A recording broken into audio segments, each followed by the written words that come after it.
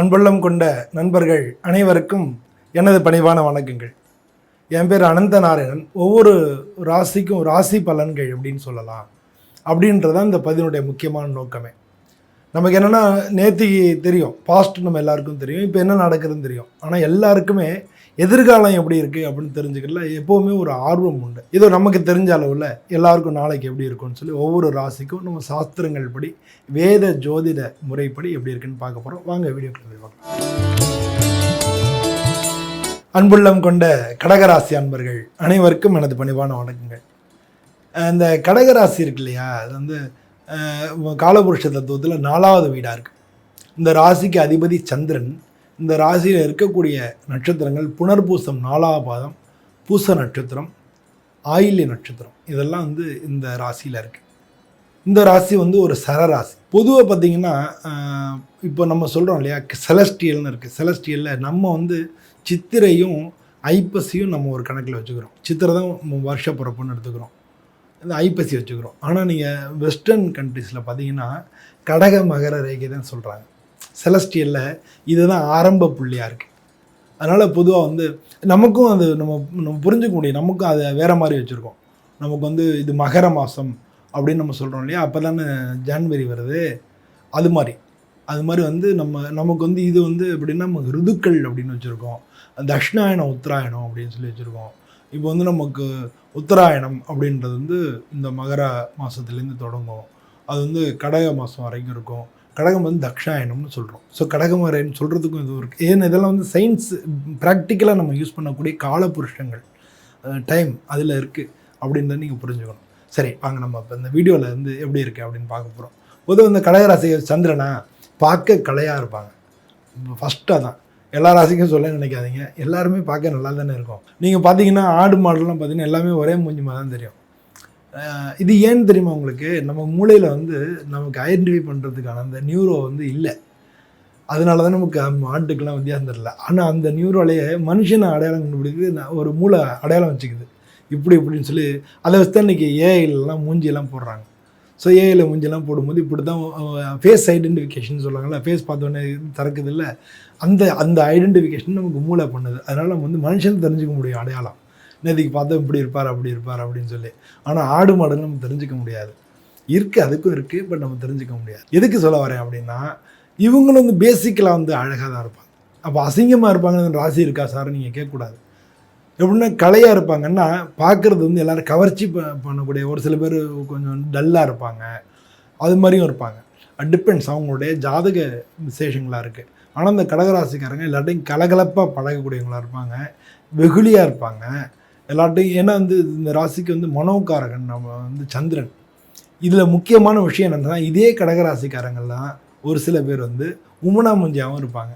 இதுக்கு காரணம் என்னென்னா, இந்த ராசிக்காரங்க ஏதானும் ஒரு பிரச்சனை மனசுக்குள்ளே அவங்களுக்கு அரிச்சுட்டே இருக்கும். எப்போவுமே மனசுக்குள்ளே ஏதாச்சும் ஒரு கவலையை வச்சுட்டே இருக்கக்கூடியவங்களாக இருப்பாங்க. ஏன்னா மனோகாரகன் சந்திரன். அது மட்டும் இல்லை, பெண்களாக இருந்தாங்கன்னா 15 நாளைக்கு ஒரு தினம் ஏதான்னு நினச்சி அழுதுருவாங்க, கண்ணீர் விட்டுருவாங்க. இது வந்து இந்த ராசிக்கான இயல்பான ஒரு குணம் அப்படின்றத புரிஞ்சுக்கணுன்றதுக்காக நான் சொல்ல வரேன். இவங்க ஒரு நடுத்தரமான உயரமாக இருப்பாங்க, இவங்க பார்க்குறதுக்கு நல்லா இருப்பாங்க. கண்கள் வந்து இவங்களுக்கு ரொம்ப ரொம்ப நல்லாயிருக்கும். ஏன்னா வந்து கண் குறிப்பிடக்கூடிய 2ஆம் இடத்துக்கு அதிபதி வந்து சூரியன். ஆனால் கண்கள் வந்து இவங்களுக்கு நல்லாயிருக்கும். பொதுவாக வந்து இவங்களும் நல்ல புத்திசாலியாக பிரைட்டாக தான் இருப்பாங்க. ஆனால் என்ன, இவங்களுக்கு நல்ல முயற்சி இருக்கும். வாழ்க்கையில் வந்து எதையும் சாதிச்சிடணும் அப்படின்ற ஒரு முயற்சி எல்லாம் இருக்கும். ஆனால் இந்த முயற்சி ரொம்ப நேரம் பர்சீவரன்ஸ் இருக்காது, அது விடாமுயற்சின்னு சொல்லலாம், அது இருக்காது. அது சமயங்களில் உங்களுக்கு ஸ்லாகிங்காக இருக்கும். இதெல்லாம் வந்து ஜென்ரலாக அவங்களுக்கு உண்டான குணங்களாக இருக்குது. அது மாதிரி உங்களுக்கு 4வது வீட்டுக்கு அதிபதி வந்து சுக்கிரன்றதுனால இவங்களுக்கு வண்டி வாகனங்கள், வீடு மனைகள் எல்லாமே உங்களுக்கு அமைஞ்சிரும். வாழ்க்கையில் வந்து உங்களுக்கு அதெல்லாம் கிடச்சிரும். பணங்காசு, பொருளாதாரம் சம்மந்தப்பட்டு இப்போ கடகராசிக்காரங்க உங்கள் சார் கவர்மெண்ட்டில் வேலை பார்க்குறவங்களா இருக்கலாம், அரசாங்க உத்தியோகத்தில் இருக்கலாம், காவல்துறை, இராணுவம், இதில் வேலை பார்க்கக்கூடியவங்களாம் இருப்பாங்க. இவங்க தண்ணீர் சம்மந்தப்பட்ட தொழில்கள், ஹோட்டல்ஸு, ரெஸ்டாரண்ட்டு இதெல்லாம் வச்சுருக்கக்கூடியவங்களாம் இங்கே இருப்பாங்க. இவங்களுக்கு வந்து 6வது வீட்டுக்கு அதிபதி குரு, இவங்களுடைய ராசிக்கு அதிபதி சந்திரன். அதனால் இவங்களுக்கு வந்து சளி தொந்தரவுகள் வந்து ரெகுலராகவே இருக்கும். நுரையீரல் சம்மந்தப்பட்டது, நுரையீரலில் நீர் சேர்ந்துறது, டியூபர்குலோசிஸ், டிபின்னு சொல்லக்கூடியது, இதெல்லாம் வந்து இவங்களுக்கு வந்து பாதிக்கிறதுக்கான வாய்ப்புகள் அதிகமாக இருக்குது. இவங்களுக்கு அதே மாதிரி வந்து தொற்று வியாதிகள் ஈஸியாக வந்து இவங்களுக்கு பாதிக்கும். இதெல்லாம் வந்து இவங்களுடைய இயல்பாக இவங்களுடைய உடம்புக்கு தகுந்த மாதிரியான விஷயங்களாக இருக்குது. வாதம், பித்தம், கபம்னு சொல்லுவாங்களே, இவங்களுக்கு கபம் அது அதிகமாக இருக்கும் அப்படின்றது தான் நமக்கு சாஸ்திரங்கள் சொல்கிறது. Okay, right. இவங்களுக்கு வந்து அதே மாதிரி 7வது வீட்டுக்கு அதிபதியான சனி பகவான். அதனால் பொதுவாக வந்து இவங்களுக்கு திருமண வாழ்க்கை கொஞ்சம் சிரமம். திருமண வாழ்க்கையில் நிறைய பேர் கஷ்டப்படுறது நம்ம பார்க்க முடியும். நல்லா இருக்கிறவங்களும் இருக்காங்க. அதுக்காக வந்து நான் சார் நீங்கள் அப்படி சொன்னீங்க நான் கஷ்டமே படல அப்படின்னு சொல்லக்கூடாது. அவங்க ஜாதகம் வந்து அதுக்கு வந்து ரொம்ப ஹெல்ப் பண்ணியிருக்கோம். உங்கள் ஜாதகத்தில் இருக்கக்கூடிய கிரகங்கள் வந்து அதுக்கு ஹெல்ப் பண்ணியிருக்கோம். இல்லை குரு பார்வை இருந்திருக்கும். இந்த மாதிரி குரு அந்த வீட்டில் உச்சம்ன்றதையும் புரிஞ்சுங்க.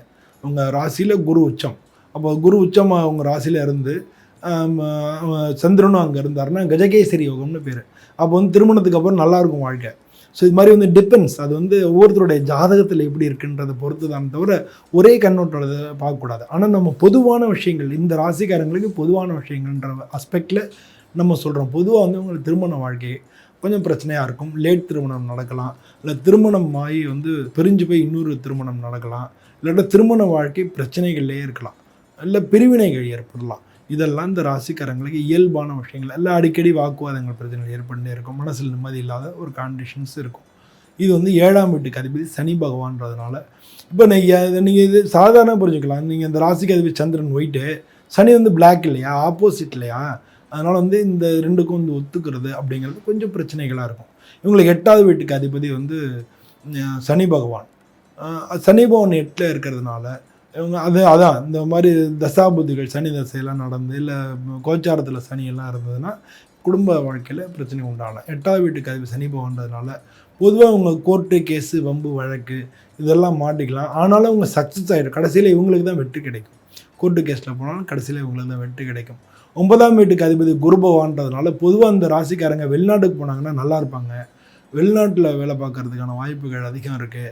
இந்த ராசிக்காரங்களுக்கு ஒரு சில பேர் வந்து 8வது வீட்டுக்கு அதிபதி சனி பகவான் நல்லா இருந்தாருன்னா அரசியல், கலை இது சம்மந்தப்பட்ட, ஏன்னா சனி பகவான் பார்த்துங்க உச்சம் மாறுது சுக்கிரனுடைய வீட்டில்னு புரிஞ்சுக்கணும். அதனால் அரசியல், கலை சம்மந்தப்பட்ட விஷயங்கள்ல இருந்தாங்கன்னா, சனி உச்சமாக இருந்ததுன்னா, சனி நல்ல பொசிஷனில் இருந்ததுன்னா இவங்க அதிலெல்லாம் ஜெயிப்பாங்க. இதே கடகராசிக்காரங்க அதில் ஜெயிக்கிறதுக்கு வாய்ப்புகள் உண்டு.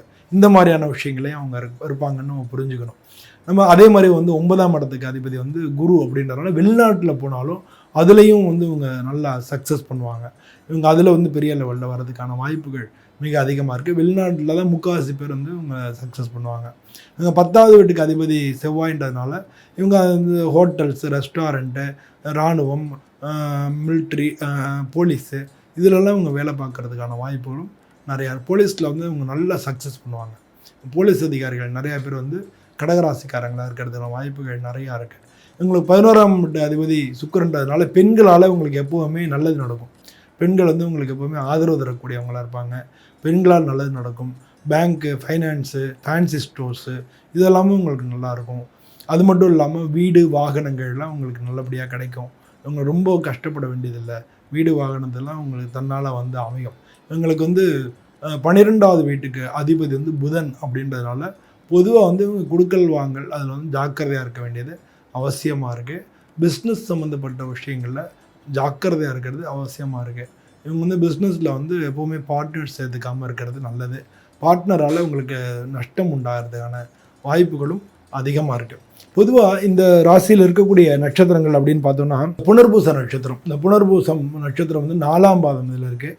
புனர்பூசம் ராமருடைய நட்சத்திரம் நமக்கு தெரியும். ஆனால் ராமர், முருகன் இவங்களை வணங்கும் பொழுது உங்களுக்கு மிக மிக நல்ல பலன்கள் கிடைக்கும். மேற்கு, வடக்கு இந்த திசைகள் வந்து உங்களுக்கு நல்லாயிருக்கும். 2, 3, 5 இந்த எண்கள் நல்லாயிருக்கும்.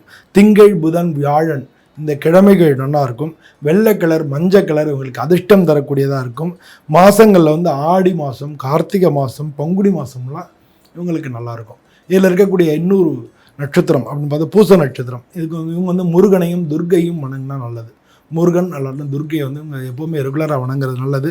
மேற்கு, தெற்கு திசைகள் நல்லாயிருக்கும். 2, 5, 6 எண்கள் நல்லாயிருக்கும். திங்கள், புதன், வெள்ளி இந்த கிழமைகள் நல்லாயிருக்கும். நீல நிறமும் வெள்ளை நிறமும் இவங்களுக்கு அதிர்ஷ்டம் தரக்கூடிய கலர்களாக இருக்குது. ஆடி மாதம், கார்த்திகை மாதம், தை மாதம், பங்குனி மாதம் இதெல்லாம் வந்து உங்களுக்கு அதிர்ஷ்டம் தரக்கூடிய மாதங்களாக இருக்கும். அனைவருக்கும் எனது பணிவான வணக்கம்.